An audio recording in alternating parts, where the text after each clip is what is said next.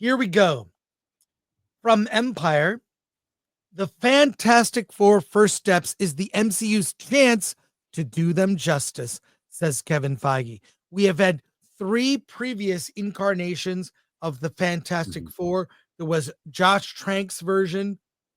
There was the other version 69 where they did 2 movies where they actually got the Silver Surfer right. Yeah. And there was the Roger Corman version, which is the most accurate to the comics. But Alan from Empire, tell us what Kevin Feige has to say in this story. After years of underwhelming attempts to bring Marvel's Fantastic Four to the big screen, the franchise is finally getting a fresh start with the Fantastic Four First Steps. Tim Story's mid-2000s film and the critically panned 2015 reboot, Fantastic Four with a 4 in the middle, failed to do justice to the beloved characters. Yet despite their cinematic struggles, Reed Richards, Sue Storm, Johnny Storm, and Ben Grimm remain cornerstones of Marvel Comics icon, deserving a triumphant adaptation.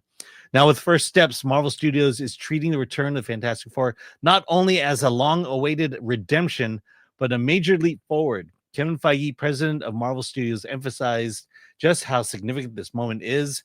Quote, I think there are no 4 characters that are more important for the history of Marvel. When Disney acquired Fox, it wasn't just a business move. It was a creative turning point. Do you want to respond to that, or do you want me to keep going? Keep going. Quote, when Disney bought Fox, it was really an unexpected dream come true, Feige explains. It came at the perfect time to help us launch into a new era. They are Marvel's first families, and I really wanted to do them justice. To ensure justice is done, Marvel has assembled an all-star cast from Matt Shankman. I'm going to skip down a little bit. Feige says there were still a bit of fear of being silly, referring to the previous. And then he says, in another time, some might consider the notion of somebody with a big angular helmet walking through a city goofy, Feige says, referencing Galactus. I consider it awesome. With the new renewed vision and a committed team and a deep reverence for the source material, Fantastic First Steps aims to finally bring Marvel's first family to the screen in all their glory. As Feige makes clear, this time they're going to be truly fantastic. Oh, God. Well, look, I'm glad. I appreciate the sentiment, but you blew it.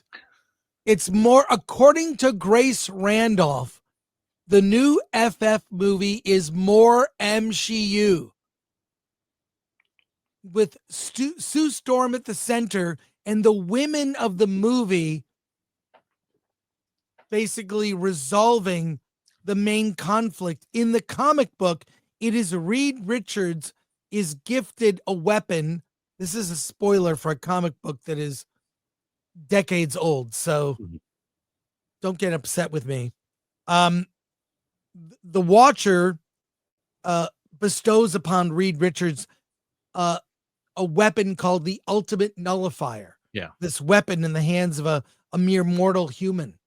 And Galactus is defeated with the mere suggestion that Reed would use that weapon. And this is when, they've tried everything. And it's great. It's an epic story. When I read that as a kid, God, I think it was 9 years old. I read a reprint of that story. I thought I will never see a movie or read a story as good as that. In comic form, it's one of the all-time greats. It is one of the comic book Hall of Fame, Mount Rushmore, the GOAT, whatever. That 3-issue arc with the coming of Galactus, introducing the Silver Surfer. They just could have told that story accurately. I think you need Alicia, Thing's girlfriend, blind girlfriend. There's some pathos with that aspect of the story, but I think they're just spending more time on the look than anything else. The other thing is the last 3 Marvel movies were directed by TV directors, not movie directors. I believe that's correct. I mean, the Marvels. Think she was a movie director. Or No, maybe no. she I'm had just talking done- about Thunderbolts, Brave New World, FF. Oh, All okay. three Yeah, TV clearly. directors. And you might want to get a movie director that has a vision instead of a TV director that you can control as a producer. So they're making the movies like you make TV, where producers have more control.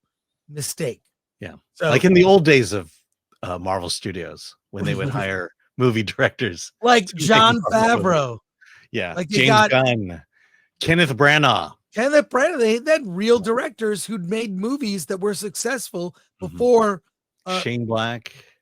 Yeah, like I don't know. I think Marvel has lost its way. Now some news. Disney is reportedly unhappy with MCU's 2026 movie slate. Alan, you have the notes for the story. I'll bring it up.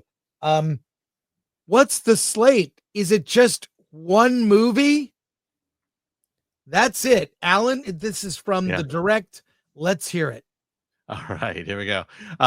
Disney CEO Bob Iger is reportedly growing increasingly frustrated with Marvel Studios' sparse theatrical lineup of 2026. The recent delay of Avengers Doomsday, the first Avengers film in 7 years from May to December 18th, only adds to his concerns. Just a day after that announcement, 2 additional unnamed Marvel titles were quietly pulled from the release schedule, leaving Spider-Man Brand New Day as the only other MCU film slated for that year. But even if that film, a co-production with Sony, offers Disney a reduced share of its profits. As reported by the Insider, the lack of upcoming releases have severely vexed Iger, who now faces the challenge of reinvigorating Marvel's once dominant theatrical presence. Still, hope is not lost.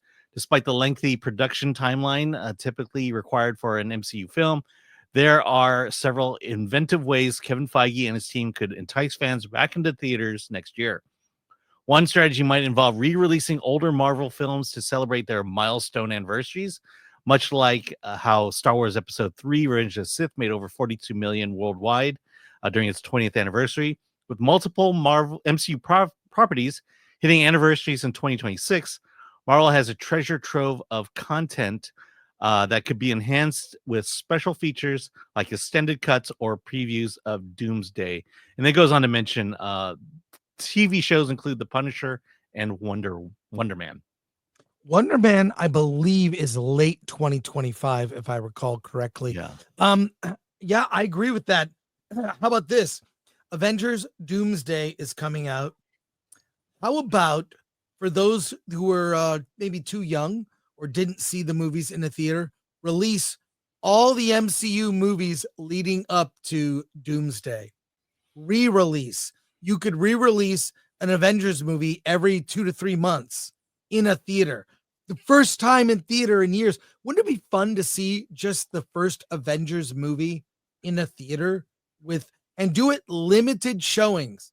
Like have it play for a week and every 2 to 3 months do a re-release of a Marvel movie leading up to Doomsday. How is this? This is no brainer. I think they really fail to understand the value of their past library. And this is something also when people report this movie's never going to make money. No, that's not true. When we see something like Captain America, Brave New World, or a Thunderbolts underperform, it underperformed at the box office. It makes money other ways and will continue to make money. When you make a movie and the company that makes that movie owns that movie forever and can make money on it forever. So for independent films, for example, I know this because I went to the Sundance Producers Conference and a lot of conversations about money and distribution. Most indie movies don't pay out, meaning move into profits into the black until 7 years after the movie comes out. It makes its money at box office and then streaming or VOD or blue or DVD, all that, and then it gets resold to a cable network. And over the course of 7 years, an indie movie will make money. Most make money after that time.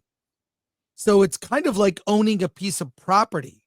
You own it, you can rent it out, you can sell it, you can whatever. So I don't see why, especially when we've seen how Fathom Entertainment has doubled in profits in 2024. Why don't they just re-release their films? Re-release them.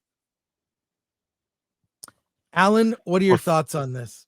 Okay, so 4 films are getting major anniversaries next year. Celebrating its 15th year anniversary is Captain America, the First Avenger, and Thor, the first Thor movie. Celebrating 10 years of release is Doctor Strange, the first one, and Captain America Civil War. That's 4 popular movies. You can throw back out in theaters, earn $40 to $50 million each, and that's gravy right there.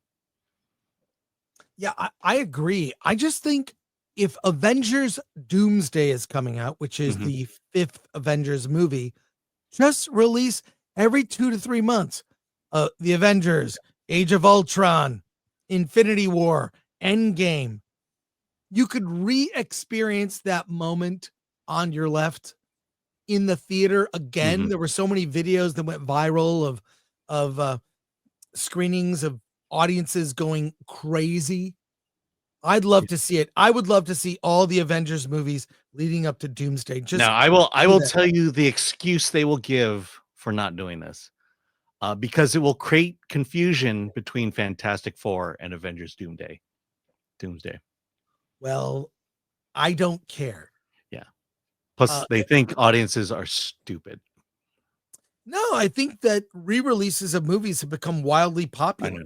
It's become now a staple. Whenever you go to the theater, it's like, what is Blazing Saddles here? A Holy Grail. We've seen a lot of great things. I mean, it's really significant. So that's something they could do to fill the gap until Doomsday.